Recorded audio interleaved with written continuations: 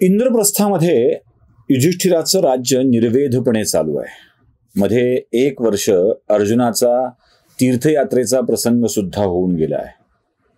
इंद्रप्रस्थाचा राजा म्हणून युधिष्ठिर प्रचंड लोकप्रिय होतोय. चक्रवर्ती सम्राट होण्याचं भाग्य युधिष्ठिराच्या नशिबामध्ये आहे. इंद्रप्रस्थाच्या राजाला अजून राज्याभिषेक झालेला नाहीये, पण इंद्रप्रस्थ मात्र वसवल्या गेलं आहे आणि तिथे युधिष्ठिर आपल्या भावासहित राहतोय. युधिष्ठिराला चक्रवर्ती सम्राट व्हायचं आहे आणि चक्रवर्ती सम्राट व्हायचं असेल तर 100हून अधिक राजांना पराभूत करणाऱ्या राजाला पराभूत करून त्याला आपल्या अंकित करण्याची आवश्यकता असते. आता कृष्णाच्या समोर एक छान संधी आहे. आठवतंय मागच्या कथेचे काही भाग? कंसाचा वध झाल्यानंतर मथुरा सोडून कृष्ण निघून गेला. का?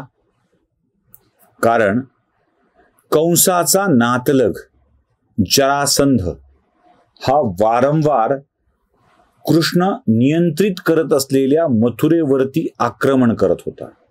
जोपर्यंत मथुरेत कृष्ण आहे तोपर्यंत तो आक्रमण करून मथुरेला त्रास देणार याची जाणीव कृष्णाला होती. म्हणून कृष्णानं ठरवलं होतं की आपण आता मथुरा सोडायची. रणछोड दास हे नाव त्याला मिळतं तिथे. आणि मथुरा सोडून आपली वेगळी नगरी वसवायची. मग तो द्वारिका नगरी वसवतो आणि द्वारिका नगरीमध्ये पुढे बरेचसे विषय होत राहतात. आता द्वारिका नगरी वसवल्यानंतर म्हणजे युधिष्ठिराची वेगळी इंद्रप्रस्थ नगरी झालेली आहे आणि युधिष्ठिराला आता आपण चक्रवर्ती सम्राट झालं पाहिजे असं वाटतंय. कृष्ण युधिष्ठिराच्या इंद्रप्रस्थ नगरीमध्ये आहे आणि तो म्हणतोय की आता वेळ आली आहे तुला चक्रवर्ती सम्राट होण्याची. पण चक्रवर्ती सम्राट व्हायचं असेल तर एक गोष्ट घडली पाहिजे आणि ती गोष्ट म्हणजे तुला अनेक राजांना पराभूत केलं पाहिजे, जिंकलं पाहिजे. तो म्हणतो अजून कोणकोणते राजे सांगा. मग एक राजांची यादी येते. हे राजे जिंकले पाहिजेत.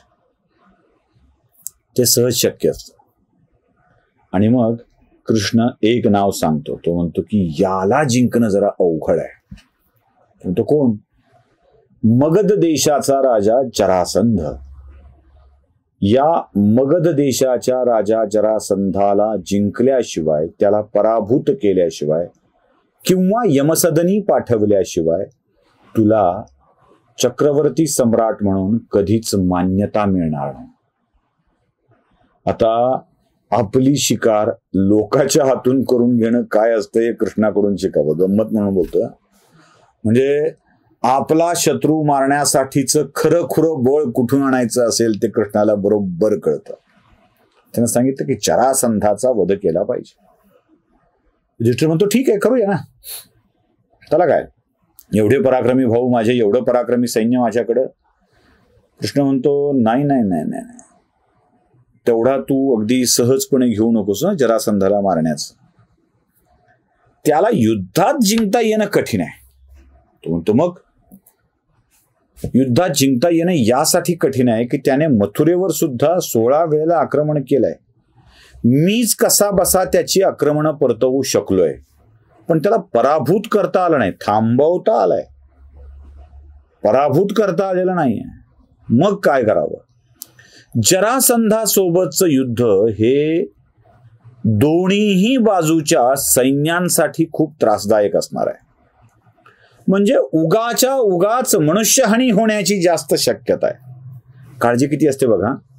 एखाद्या शक्तिशाली राजाचा पराभव करायचा आहे म्हणजे वध करायचा आहे जरासंधाचा, आणि जरासंधाला मारण्यासाठी त्याची सैन्य मारायची किंवा त्याच्या सैन्याच्या तोंडाला आपलं सैन्य द्यायचं आणि आपल्याही सैन्याचा घात करून घ्यायचा, हे काही बरोबर नाही.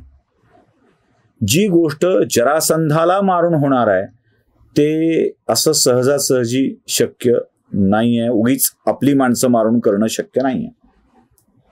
म्हणून तो म्हणतोय की याला युद्धभूमीवर नको, आपण जरा वेगळ्याच भूमीवर त्याला मारू, ललकारू, थेट आव्हान देऊ आणि मग मारू. त्याला कसं मारणं शक्य आहे? त्याला मल्लयुद्धामध्ये पराभूत करता येऊ शकेल, त्याला मारता येऊ शकेल. मग भगवान श्रीकृष्ण, अर्जुन आणि भीम हे तिघे मिळून पुन्हा एकदा तापसवेश धारण करून, का तापसवेश मला कळत नाही, वेगळाच ताप झाला या तापसवेशामुळे बरं का. म्हणजे सुभद्रेचं हरण करायला याचकाचा ब्राह्मणाचा वेश, द्रौपदीशी स्वयंवर करायला याचकाचा ब्राह्मणाचा वेश, आता जरासंधाची हत्या करायला ब्राह्मणाचा वेश. या सगळ्या ब्राह्मणाच्या वेशामुळं बिचारी ब्राह्मणांची जात मात्र लोकांच्या तोंडी पडली, एवढं खरंय. असो, त्यावर कधीतरी नंतर बोलूया. ते का आहे नंतर बोलूया. तोफेच्या तोंडी देण्यासाठी नव्हतं घडलेलं ते. म्हणजे त्यांना माहिती नसेल की पुन्हा हे असलं काही भयंकर होईल म्हणून. ब्राह्मणाचा वेश धारण करून अर्जुन, भीम आणि स्वतः भगवान श्रीकृष्ण मगध राज्यामध्ये गेलेले आहेत. आणि जरासंधाच्या समोर उभे राहून जरासंधाला ते भिक्षा मागतायत. भिक्षा जरासंध म्हणतोय की बोला, तुमची काय इच्छा पूर्ण करू, मी करेन. तेव्हा श्रीकृष्ण म्हणतो की जरासंध महाराज, आमच्यापैकी एकाशी मल्लयुद्ध करून आपण आम्हाला हरवावं, आमच्याशी एकदा मल्लयुद्ध करावं अशी आमची अपेक्षा आहे. जरासंध विचार करतो, हे ब्राह्मण मल्लयुद्धाचं आव्हान करतायत. त्याच्या डोक्यात लगेच येतं. तो म्हणतो, तुम्ही काय ब्राह्मण दिसत नाहीयेत मला. कृष्ण म्हणतो, ब्राह्मण असोत नसोत, तुम्ही जे मल्लयुद्धाचं आश्वासन दिलंय, वचन दिलंय, शब्द दिलाय, तो पार पाडायला हवा. जरासंध देखील कृष्णाच्या या काव्यामध्ये येऊन जातो आणि मल्लयुद्धाला तयार होतो. तो म्हणतो, अर्जुनही जरा मला असा तसाच दिसतोय, कृष्ण तर काय वाळलेलाच आहे. म्हणजे दोन उपस्थितांच्या पैकी तुमच्या मधल्या मल्लयुद्धाला लायक असलेला व्यक्ती धष्टपुष्ट हा हात दिसतोय. म्हणजे भीमाकडे बोट दाखवून, याच्या सोबत मी मल्लयुद्धाला तयार होतो. झालं. मल्लयुद्धाची तयारी होते. तेव्हा भगवान श्रीकृष्णांनी अर्जुनाला सांगितलेली कथा आहे जरासंधाच्या जन्माची. ते म्हणतात की जरासंधाचा जन्मच मुळात तुकड्यात झालेला होता, गर्भाचा अर्धा अर्धा, आणि ते 2 तुकडे फेकून देण्यात आले होते. फेकून दिलेले या तुकड्यांना जरा नावाच्या राक्षसीनं, यक्षिणीनं सांधलं म्हणून त्याला नाव जरासंध मिळालं. आणि सांधताना सुद्धा एक वर असा दिला की तुला या बाजूनं कोणी फाडून मारणार असेल तर तू पुन्हा पुन्हा सांधल्या जाशील. झालं. आता ही कथा भीमाला कळलेली होती. युद्ध सुरू झालं. मल्लयुद्धामध्ये दोघही तुल्यबळ, इतके तुल्यबळ की दोघांचाही पराभव होणार नाही असंच बघणाऱ्याला वाटू लागलं.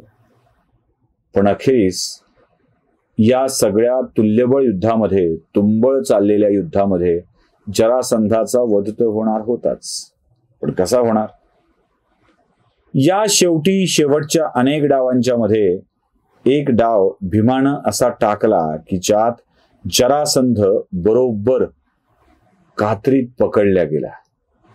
जमिनीवर पडलेल्या जरासंधाच्या एका पायावर आपला बलदंड पाय ठेवून दुसरा पाय आपल्या हातात पकडून भीमानं टरा टरा टरा टरा जरासंधाला फाडायला सुरुवात केली आणि 2 तुकडे करून फेकून दिले.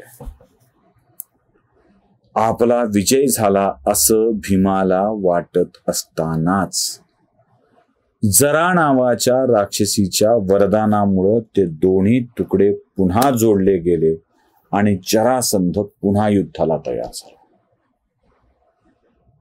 हे काय होतं हे कळतच नव्हतं. भीमानं पुन्हा एकदा दीर्घकाळ मल्लयुद्ध खेळत जरासंधाला पुन्हा उभा फाडला आणि पुन्हा फेकून दिला. पुढे जरासंध पुन्हा जोडल्या गेला, पुन्हा सांधल्या गेला आणि पुन्हा मल्लयुद्धाला आपल्या पूर्वीच्या शक्तीने सज्ज झाला.